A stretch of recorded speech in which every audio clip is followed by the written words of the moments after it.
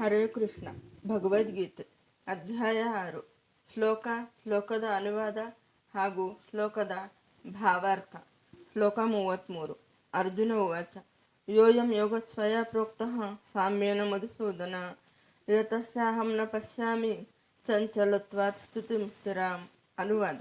ಅರ್ಜುನನು ಹೀಗೆ ಹೇಳಿದನು: ಮಧುಸೂದನನೇ, ನೀನು ಸಂಗ್ರಹವಾಗಿ ಹೇಳಿದ ಈ ಯೋಗ ಪದ್ಧತಿಯು ಕಾರ್ಯಸಾಧ್ಯವಲ್ಲ ಮತ್ತು ಸಹಿಸಲು ಅಸಾಧ್ಯವಾದದ್ದು ಎಂದು ನನಗೆ ತೋರುತ್ತದೆ, ಏಕೆಂದರೆ ಮನಸ್ಸು ಪ್ರಕ್ಷುಬ್ಧವಾದದ್ದು ಮತ್ತು ಚಂಚಲವಾದದ್ದು. ಭಾವಾರ್ಥ. ಶುಚೌದೇಶ ಎಂಬ ಮಾತುಗಳಿಂದ ಪ್ರಾರಂಭಿಸಿ ಯೋಗಿ ಪರಮಃ ಎಂಬ ಮಾತುಗಳಿಂದ ಮುಕ್ತಾಯ ಮಾಡಿ ಶ್ರೀಕೃಷ್ಣನು ಅರ್ಜುನನಿಗೆ ವರ್ಣಿಸಿದ ಯೋಗ ಪದ್ಧತಿಯನ್ನು ಅರ್ಜುನನು ಇಲ್ಲಿ ತನ್ನ ಅಸಾಮರ್ಥ್ಯದ ಭಾವದಿಂದ ತಿರಸ್ಕರಿಸುತ್ತಿದ್ದಾನೆ. ಈ ಕಲಿಯುಗದಲ್ಲಿ ಸಾಮಾನ್ಯ ಮನುಷ್ಯನು ಯೋಗಾಭ್ಯಾಸಕ್ಕಾಗಿ ಮನೆಯನ್ನು ಬಿಟ್ಟು ಬೆಟ್ಟಗಳ ನಡುವೆ ಅಥವಾ ಕಾಡಿನಲ್ಲಿ ಏಕಾಂತ ಸ್ಥಳಕ್ಕೆ ಹೋಗುವುದು ಸಾಧ್ಯವಿಲ್ಲ. ಅಲ್ಪಾಯುಷ್ಯನ ಬದುಕಿಗೋಸ್ಕರ ಕಠಿಣ ಹೋರಾಟವು ಈಗಿನ ಯುಗದ ಲಕ್ಷಣ. ಸರಳವಾದ ಕಾರ್ಯಸಾಧ್ಯವಾದ ವಿಧಾನಗಳಿಂದ ಆತ್ಮಸಾಕ್ಷಾತ್ಕಾರವನ್ನು ಪಡೆಯುವ ವಿಷಯದಲ್ಲಿಯೂ ಜನರಿಗೆ ಗಂಭೀರ ಆಸಕ್ತಿ ಇಲ್ಲ. ಇನ್ನು ಜೀವನ ವಿಧಾನ, ಆಸನದ ರೀತಿ, ಸ್ಥಳದ ಆಯ್ಕೆ ಮತ್ತು ಐಹಿಕ ಚಟುವಟಿಕೆಗಳಿಂದ ಮನಸ್ಸನ್ನು ದೂರ ಮಾಡುವುದು, ಇವೆಲ್ಲವನ್ನು ನಿಯಂತ್ರಿಸುವ ಈ ಕಷ್ಟ ಸಾಧ್ಯವಾದ ಯೋಗ ಪದ್ಧತಿಯನ್ನು ಕುರಿತು ಹೇಳುವುದೇನು? ಹಲವು ರೀತಿಗಳಲ್ಲಿ ಅರ್ಜುನನಿಗೆ ಅನುಕೂಲಗಳೇ ಇದ್ದರೂ ಪ್ರಾಯೋಗಿಕ ಮನುಷ್ಯನಾಗಿ ಅವನು ಈ ಯೋಗ ಪದ್ಧತಿಯನ್ನು ಅನುಸರಿಸುವುದು ಸಾಧ್ಯವಿಲ್ಲ ಎಂದು ಯೋಚಿಸಿದನು. ಆತನು ರಾಜವಂಶಕ್ಕೆ ಸೇರಿದವನು ಮತ್ತು ಹಲವು ಗುಣಗಳಲ್ಲಿ ಶ್ರೇಷ್ಠನು. ಅವನು ಮಹಾಯೋಧ ಮತ್ತು ದೀರ್ಘಾಯುಷಿ. ಎಲ್ಲಕ್ಕಿಂತ ಮಿಗಿಲಾಗಿ ಅವನು ದೇವೋತ್ತಮ ಪರಮಪುರುಷನಾದ ಶ್ರೀಕೃಷ್ಣನ ಅತ್ಯಂತ ಆತ್ಮೀಯ ಸ್ನೇಹಿತ. 5,000 ವರ್ಷಗಳ ಹಿಂದೆ ಅರ್ಜುನನಿಗೆ ಈಗ ನಮಗಿರುವುದಕ್ಕಿಂತ ಹೆಚ್ಚಿನ ಸೌಲಭ್ಯಗಳಿದ್ದವು. ಆದರೂ ಅವನು ಈ ಯೋಗ ಪದ್ಧತಿಯನ್ನು ತಿರಸ್ಕರಿಸಿದ. ವಾಸ್ತವವಾಗಿ ಅವನು ಇದನ್ನು ಅನುಷ್ಠಾನ ಮಾಡಿದುದನ್ನು ಚರಿತ್ರೆಯಲ್ಲಿ ಎಲ್ಲೂ ನಾವು ಕಾಣುವುದಿಲ್ಲ. ಆದುದರಿಂದ ಈ ಕಲಿಯುಗದಲ್ಲಿ ಸಾಮಾನ್ಯವಾಗಿ ಈ ಪದ್ಧತಿಯು ಕಾರ್ಯಸಾಧ್ಯವಲ್ಲ ಎಂದು ಭಾವಿಸಬೇಕಾಗಿದೆ. ಕೆಲವರು ವಿರಳವಾದ ಮನುಷ್ಯರಿಗೆ ಇದು ಕಾರ್ಯಸಾಧ್ಯವಾಗಬಹುದು, ಆದರೆ ಜನಸಾಮಾನ್ಯರಿಗೆ ಇದು ಸಾಧ್ಯವಲ್ಲದ ಸಲಹೆ. 5,000 ವರ್ಷಗಳ ಹಿಂದೆಯೇ ಹೀಗಿದ್ದರೆ ಇಂದಿನ ಮಾತೇನು? ಶಾಲೆಗಳು ಮತ್ತು ಸಂಘಗಳು ಎನಿಸಿಕೊಂಡ ವಿವಿಧ ಸಂಸ್ಥೆಗಳಲ್ಲಿ ಈ ಯೋಗ ಪದ್ಧತಿಯನ್ನು ಅನುಕರಿಸುತ್ತಿರುವವರು ತಮ್ಮಲ್ಲಿಯೇ ತೃಪ್ತರಾಗಿದ್ದರೂ ನಿಶ್ಚಯವಾಗಿ ಅವರು ವ್ಯರ್ಥ ಕಾಲಹರಣ ಮಾಡುತ್ತಿದ್ದಾರೆ. ಅಪೇಕ್ಷಿತ ಗುರಿಯ ವಿಷಯದಲ್ಲಿ ಅವರು ಸಂಪೂರ್ಣವಾಗಿ ಅಜ್ಞಾನಿಗಳು. ಶ್ಲೋಕ 34. ಚಂಚಲಂ ಹಿ ಮನಃ ಕೃಷ್ಣ ಪ್ರಮಾತಿ ಬಲವದೃಢಂ ತಸ್ಯಾಹಂ ನಿಗ್ರಹಂ ಮನ್ಯೆ ವಾಯೋರಿವ ಸುದುಷ್ಕರಂ. ಅನುವಾದ. ಕೃಷ್ಣನೇ, ಮನಸ್ಸು ಚಂಚಲವಾದದ್ದು, ಪ್ರಕ್ಷುಬ್ಧವಾದದ್ದು, ಹಠಮಾರಿ ಮತ್ತು ಬಲವಾದದ್ದು. ಅದನ್ನು ನಿಗ್ರಹಿಸುವುದು ಗಾಳಿಯನ್ನು ನಿಯಂತ್ರಿಸುವುದಕ್ಕಿಂತ ಕಷ್ಟ ಎಂದು ನನಗೆ ತೋರುತ್ತದೆ. ಭಾವಾರ್ಥ. ಮನಸ್ಸು ಎಷ್ಟು ಗಟ್ಟಿ ಮತ್ತು ಹಠಮಾರಿ ಎಂದರೆ ಮನಸ್ಸು ಬುದ್ಧಿಶಕ್ತಿಗೆ ವಿಧೇಯವಾಗಿರಬೇಕಿದ್ದರೂ ಕೆಲವೊಮ್ಮೆ ಅದು ಬುದ್ಧಿಶಕ್ತಿಯನ್ನು ಮಣಿಸುತ್ತದೆ. ವ್ಯಾವಹಾರಿಕ ಜಗತ್ತಿನಲ್ಲಿದ್ದು ಹಲವು ವಿರುದ್ಧ ಅಂಶಗಳೊಡನೆ ಸೆಣಸಬೇಕಾದ ಮನುಷ್ಯನಿಗೆ ಮನಸ್ಸನ್ನು ನಿಯಂತ್ರಣದಲ್ಲಿ ಇಡುವುದು ನಿಶ್ಚಯವಾಗಿಯೂ ಬಹು ಕಷ್ಟ. ಕೃತಕವಾಗಿ ಮನುಷ್ಯನು ಮಿತ್ರ ಮತ್ತು ಶತ್ರು ಇವರ ವಿಷಯದಲ್ಲಿ ಒಂದು ಮಾನಸಿಕ ಸಮತೋಲನವನ್ನು ಸ್ಥಾಪಿಸಿಕೊಳ್ಳಬಹುದು. ಆದರೆ ಕಟ್ಟಕಡೆಗೆ ಪ್ರಾಪಂಚಿಕ ವ್ಯವಸ್ಥೆಯಲ್ಲಿರುವ ಯಾವ ಮನುಷ್ಯನೂ ಹೀಗೆ ಮಾಡಲು ಸಾಧ್ಯವಿಲ್ಲ, ಏಕೆಂದರೆ ಇದು ಪ್ರಚಂಡವಾದ ಗಾಳಿಯನ್ನು ಹತೋಟಿಯಲ್ಲಿ ಇಡುವುದಕ್ಕಿಂತ ಕಷ್ಟವಾದದ್ದು. ವೈದಿಕ ಸಾಹಿತ್ಯದಲ್ಲಿ ಹೀಗೆ ಹೇಳಿದೆ: ಆತ್ಮಾನಂ ರಥಿನಂ ವಿದ್ಧಿ ಶರೀರಂ ರಥಂ ಏವಚ ಬುದ್ಧಿಂ ತು ಸಾರಥಿಂ ವಿದ್ಧಿ ಮನಃ ಪ್ರಗ್ರಹಂ ಏವಚ ಇಂದ್ರಿಯಾಣಿ ಹಯಾನಾಹುರ್ವಿಷಯಾಂಸ್ತೇಷು ಗೋಚರಾನ್ ಆತ್ಮೇಂದ್ರಿಯ ಮನೋಯುಕ್ತಂ ಭೋಕ್ತಜ್ಞಾಹುರ್ಮಹಿಮನೀಷಿಣಃ. ಐಹಿಕ ದೇಹವೆಂಬ ವಾಹನದಲ್ಲಿ ವ್ಯಕ್ತಿಯು ಪ್ರಯಾಣಿಕ, ಬುದ್ಧಿಯು ಚಾಲಕ, ಮನಸ್ಸು ಚಾಲನೆ ನಿಯಂತ್ರಿಸುವ ಸಾಧನ, ಇಂದ್ರಿಯಗಳು ಕುದುರೆಗಳು. ಈ ರೀತಿಯಲ್ಲಿ ಆತ್ಮನು ಮನಸ್ಸು ಮತ್ತು ಇಂದ್ರಿಯಗಳ ಸಹವಾಸದಲ್ಲಿ ಸುಖ ಪಡುತ್ತಾನೆ ಅಥವಾ ಕಷ್ಟಪಡುತ್ತಾನೆ. ಹೀಗೆ ಮಹಾಚಿಂತಕರು ಅರ್ಥ ಮಾಡಿಕೊಳ್ಳುತ್ತಾರೆ. ಬುದ್ಧಿಶಕ್ತಿಯು ಮನಸ್ಸನ್ನು ನಿರ್ದೇಶಿಸಬೇಕು. ಆದರೆ ಮನಸ್ಸು ಎಷ್ಟು ಗಟ್ಟಿ ಮತ್ತು ಹಠಮಾರಿ ಎಂದರೆ ಒಂದು ತೀವ್ರವಾದ ರೋಗಾಣು ಸೋಂಕು ಔಷಧಿಯ ಪರಿಣಾಮವನ್ನು ಮೀರಿಸುವಂತೆ ಮನಸ್ಸು ಬಹುಬಾರಿ ಮನುಷ್ಯನ ಬುದ್ಧಿಶಕ್ತಿಯನ್ನು ಸಹ ಸೋಲಿಸುತ್ತದೆ.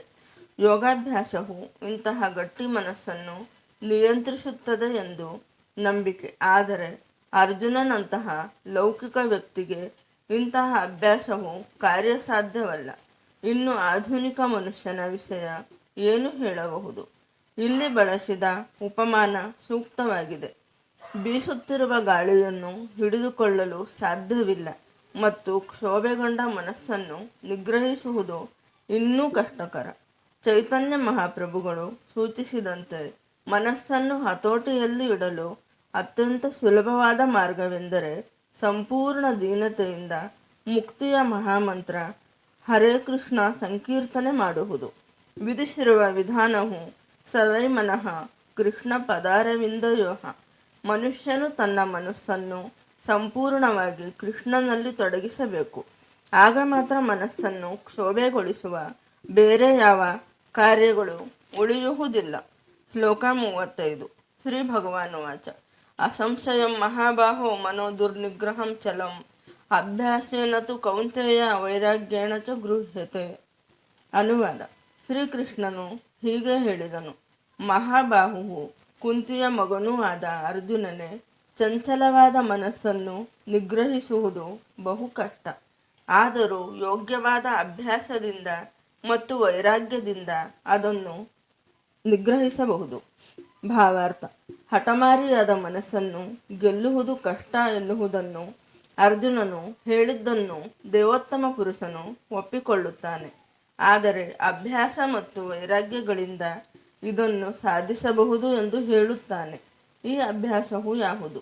ಒಂದು ಪವಿತ್ರವಾದ ಸ್ಥಳದಲ್ಲಿ ನೆಲೆಸುವುದು, ಮನಸ್ಸನ್ನು ಪರಮಾತ್ಮನಲ್ಲಿ ನಿಲ್ಲಿಸುವುದು, ಇಂದ್ರಿಯಗಳನ್ನು ಮನಸ್ಸನ್ನು ನಿಯಂತ್ರಿಸುವುದು, ಬ್ರಹ್ಮಚರ್ಯ, ಏಕಾಂತ ಜೀವನ ಮೊದಲಾದವುಗಳ ನಿಯಮ ನಿಬಂಧನೆಗಳನ್ನು ಈ ಯುಗದಲ್ಲಿ ಯಾರೂ ಅನುಸರಿಸಲಾರರು. ಆದರೆ ಕೃಷ್ಣ ಪ್ರಜ್ಞೆಯ ಅನುಷ್ಠಾನದಿಂದ ಮನುಷ್ಯನು 9 ರೀತಿಗಳಲ್ಲಿ ಭಗವಂತನ ಭಕ್ತಿಪೂರ್ವಕ ಸೇವೆಯನ್ನು ಮಾಡುತ್ತಾನೆ. ಇಂತಹ ಭಕ್ತಿಪೂರ್ವಕ ಕಾರ್ಯಗಳಲ್ಲಿ ಮೊದಲನೆಯದು ಮತ್ತು ಬಹುಮುಖ್ಯವಾದದ್ದು ಕೃಷ್ಣನ ವಿಷಯವನ್ನು ಕೇಳುವುದು. ಮನಸ್ಸಿನಿಂದ ಎಲ್ಲ ಸಂಖ್ಯೆಗಳನ್ನು ಕಳೆಯುವುದಕ್ಕೆ ಇದು ಬಹು ಶಕ್ತಿಶಾಲಿಯಾದ ಆಧ್ಯಾತ್ಮಿಕ ಮಾರ್ಗ.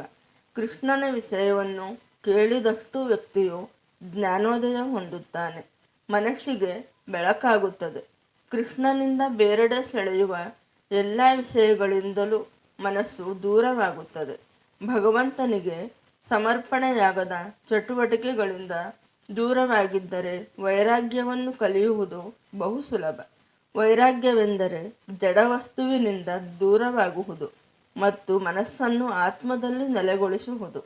ನಿರಾಕಾರ ಆಧ್ಯಾತ್ಮಿಕ ವೈರಾಗ್ಯವು ಮನಸ್ಸನ್ನು ಕೃಷ್ಣನ ಚಟುವಟಿಕೆಗಳಿಗೆ ಜೋಡಿಸುವುದಕ್ಕಿಂತ ಕಷ್ಟ. ಕೃಷ್ಣನಲ್ಲಿ ಮನಸ್ಸನ್ನು ನೆಡುವುದು ಕಾರ್ಯಸಾಧ್ಯ, ಏಕೆಂದರೆ ಕೃಷ್ಣನ ವಿಷಯ ಕೇಳುವುದರಿಂದ ಮನುಷ್ಯನು ತಾನಾಗಿಯೇ ಭಗವಂತನಲ್ಲಿ ಆಸಕ್ತಿ ಹೊಂದುತ್ತಾನೆ. ಈ ಆಸಕ್ತಿಗೆ ಪರೇಶಾನುಭವ, ಆಧ್ಯಾತ್ಮಿಕ ತೃಪ್ತಿ ಎಂದು ಹೆಸರು. ಇದು ಹಸಿದ ಮನುಷ್ಯನು ಪ್ರತಿಯೊಂದು ತುತ್ತನ್ನು ತಿನ್ನುವಾಗಲೂ ಅನುಭವಿಸುವ ತೃಪ್ತಿಯ ಭಾವದಂತಹುದು. ಮನುಷ್ಯನಿಗೆ ಹಸಿವಾಗಿದ್ದಾಗ ಎಷ್ಟು ತಿಂದರೆ ಅಷ್ಟು ತೃಪ್ತಿ ಮತ್ತು ಶಕ್ತಿಗಳ ಭಾವನೆ ಬರುತ್ತದೆ. ಹಾಗೆಯೇ ಭಕ್ತಿಪೂರ್ವಕ ಸೇವೆಯನ್ನು ಮಾಡುವುದರಿಂದ ಮನಸ್ಸು ಐಹಿಕ ಗುರಿಗಳಿಂದ ದೂರವಾದಂತೆ ಮನುಷ್ಯನಿಗೆ ದಿವ್ಯ ತೃಪ್ತಿಯಾಗುತ್ತದೆ. ಇದು ತಜ್ಞ ಚಿಕಿತ್ಸೆಯಿಂದ ಮತ್ತು ಸೂಕ್ತ ಪಥ್ಯದಿಂದ ಕಾಯಿಲೆಯನ್ನು ವಾಸಿ ಮಾಡುವಂತೆ. ಶ್ರೀಕೃಷ್ಣನ ದಿವ್ಯ ಲೀಲೆಗಳನ್ನು ಕೇಳುವುದು ಹುಚ್ಚು ಮನಸ್ಸಿಗೆ ತಜ್ಞ ಚಿಕಿತ್ಸೆ ಮಾಡಿದಂತೆ ಮತ್ತು ಕೃಷ್ಣ ಪ್ರಸಾದವನ್ನು ಸ್ವೀಕರಿಸುವುದು ಕಾಯಿಲೆಯಿಂದ ನರಳುತ್ತಿರುವ ರೋಗಿಗೆ ಸೂಕ್ತವಾದ ಆಹಾರವನ್ನು ಕೊಟ್ಟಂತೆ. ಕೃಷ್ಣ ಪ್ರಜ್ಞೆಯ ಪ್ರಕ್ರಿಯೆಯೇ ಚಿಕಿತ್ಸೆ. ಶ್ಲೋಕ 36. ಅಸಂಯತಾತ್ಮನ ಯೋಗೋ ದುಷ್ಟಾಪೈತಿ ಮೇ ಮತಿ ವಶ್ಯಾತ್ಮನ ತು ಯತಃ ಶಕ್ತೋ ವಾಪ್ತು ಮುಪಾಯತಃ. ಅನುವಾದ: ಮನಸ್ಸಿಗೆ ಕಡಿವಾಣ ಹಾಕಲಾರದವನಿಗೆ ಆತ್ಮ ಸಾಕ್ಷಾತ್ಕಾರವು ಕಷ್ಟ. ಆದರೆ ಯಾರ ಮನಸ್ಸು ನಿಯಂತ್ರಣದಲ್ಲಿರುತ್ತದೋ ಮತ್ತು ಯಾರು ಯೋಗ್ಯವಾದ ರೀತಿಗಳಲ್ಲಿ ಪ್ರಯತ್ನಿಸುವರೋ ಅವರಿಗೆ ಯಶಸ್ಸು ಖಂಡಿತ. ಇದು ನನ್ನ ಅಭಿಪ್ರಾಯ. ಭಾವಾರ್ಥ: ಯಾರು ಐಹಿಕ ಕೆಲಸಗಳಿಂದ ಮನಸ್ಸನ್ನು ದೂರ ಮಾಡಲು ಸರಿಯಾದ ರೀತಿಯನ್ನು ಅನುಸರಿಸುವುದಿಲ್ಲವೋ ಆತನು ಆತ್ಮ ಸಾಕ್ಷಾತ್ಕಾರದಲ್ಲಿ ಯಶಸ್ವಿಯಾಗಲಾರ ಎಂದು ದೇವೋತ್ತಮ ಪರಮಪುರುಷನು ಹೇಳುತ್ತಾನೆ. ಮನಸ್ಸನ್ನು ಐಹಿಕ ಸುಖದಲ್ಲಿ ತೊಡಗಿಸಿ ಯೋಗಾಭ್ಯಾಸ ಮಾಡಲು ಪ್ರಯತ್ನಿಸುವುದೆಂದರೆ ಬೆಂಕಿಯ ಮೇಲೆ ನೀರನ್ನು ಹೊಯ್ಯುತ್ತಾ ಅದನ್ನು ಹೊತ್ತಿಸಲು ಪ್ರಯತ್ನಿಸಿದಂತೆ. ಮನಸ್ಸಿನ ಸಂಯಮವಿಲ್ಲದ ಯೋಗಾಭ್ಯಾಸವೆಂದರೆ ವ್ಯರ್ಥ ಕಾಲಹರಣ. ಯೋಗದ ಇಂತಹ ಹೊರ ತೋರಿಕೆಯು ಪ್ರಾಪಂಚಿಕವಾಗಿ ಲಾಭದಾಯಕವಾಗಿರಬಹುದು, ಆದರೆ ಆತ್ಮ ಸಾಕ್ಷಾತ್ಕಾರದ ಮಟ್ಟಿಗೆ ಅದು ನಿಷ್ಪ್ರಯೋಜಕ. ಆದುದರಿಂದ ಭಗವಂತನ ಆಧ್ಯಾತ್ಮಿಕ ಪ್ರೀತಿಪೂರ್ವಕ ಸೇವೆಯಲ್ಲಿ ಮನಸ್ಸನ್ನು ನಿರಂತರವಾಗಿ ತೊಡಗಿಸಿ ಅದನ್ನು ನಿಯಂತ್ರಿಸಬೇಕು. ಕೃಷ್ಣ ಪ್ರಜ್ಞೆಯಲ್ಲಿ ತೊಡಗದಿರುವ ಮನುಷ್ಯನು ಮನಸ್ಸನ್ನು ಒಂದೇ ಸಮನೆ ಹತೋಟಿಯಲ್ಲಿ ಇಡಲಾರ. ಕೃಷ್ಣ ಪ್ರಜ್ಞೆ ಇರುವ ಮನುಷ್ಯನು ವಿಶೇಷ ಪ್ರಯತ್ನವಿಲ್ಲದೆ ಯೋಗಾಭ್ಯಾಸದ ಪ್ರಯೋಜನವನ್ನು ಪಡೆದುಕೊಳ್ಳುತ್ತಾನೆ. ಆದರೆ ಕೃಷ್ಣ ಪ್ರಜ್ಞೆ ಇಲ್ಲದೆ ಯೋಗಾಭ್ಯಾಸಿಯು ಯಶಸ್ವಿಯಾಗಲಾರ. ಹರೇ ಕೃಷ್ಣ.